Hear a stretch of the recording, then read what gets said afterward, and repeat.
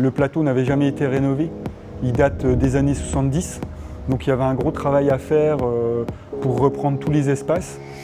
On m'a demandé de refaire cette salle et c'était très compliqué puisque tout ce qui était fait, c'était des choses, des très beaux matériaux, des choses qu'on n'avait pas envie de jeter.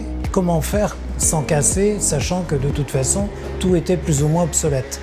Donc le premier travail, ça a été de faire un tri en disant finalement, on va garder des choses, on va garder un peu d'historique de toute cette salle, mais on va complètement la refaire, mais de façon aussi ambitieuse que ce qu'elle était à l'époque. Donc on a conservé tous les triangles en bois qui ont été rénovés et repositionnés dans les faux plafonds. On a conservé les parties en inox aussi, et on a gardé aussi une partie de l'éclairage en décoration. Et donc on ne tourne pas le dos au passé, on l'assume totalement parce qu'il est le nôtre et que c'est notre histoire également qui nous fabrique. J'ai eu cette idée de contrebalancer ce côté d'un certain standing par une fresque d'un artiste local, qu'on a voulu local. L'idée, c'était d'amener un peu de vie en fait, dans la salle du conseil et dans la cage d'escalier, qui sont des lieux de passage et des lieux de rassemblement, notamment pour cette salle-là. Et voilà, l'idée, c'était de reprendre, de faire des œuvres qui étaient en rapport avec nos valeurs, que ce soit au niveau environnemental ou au niveau humain.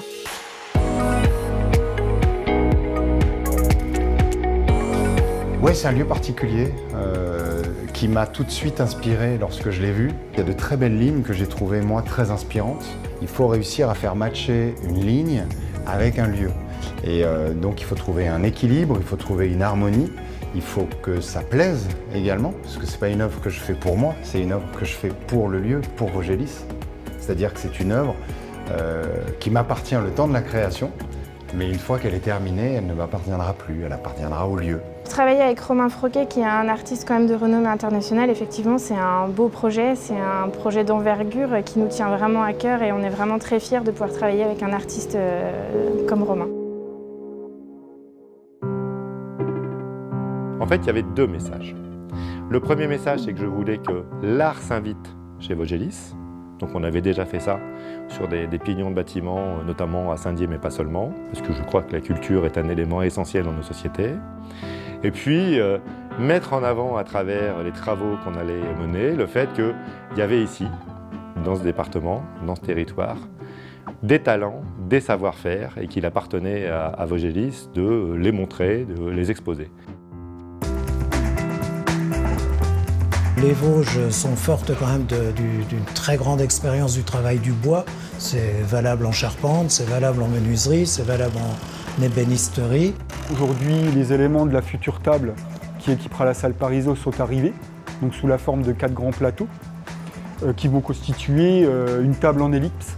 C'est une table qui a été réalisée par le meilleur menuisier du monde, puisqu'il a gagné les WorldSkills à Abu Dhabi en 2017. C'est un projet qui est très atypique, puisque on ne réalise pas ça tous les jours. Je pense que je le ferai qu'une seule fois dans ma carrière. On a beaucoup de pieds qui viennent s'imbriquer un peu, qui viennent se croiser les uns les autres. Il y a pas mal de techniques avec de l'hydraulique pour pouvoir déplacer la table. Une table qui est une table de 3 tonnes au total, mais surtout qui est une espèce d'aile d'avion posée sur une forêt de 166 pieds, qui est donc une table qui dit voyez ce qu'on sait faire dans les Vosges, et en même temps une table qui est hyper connectée, donc une table qui est de son temps. Du bois local, l'archi est local, les artisans le sont aussi. C'est aussi une vitrine de ça, d'un savoir-faire très local.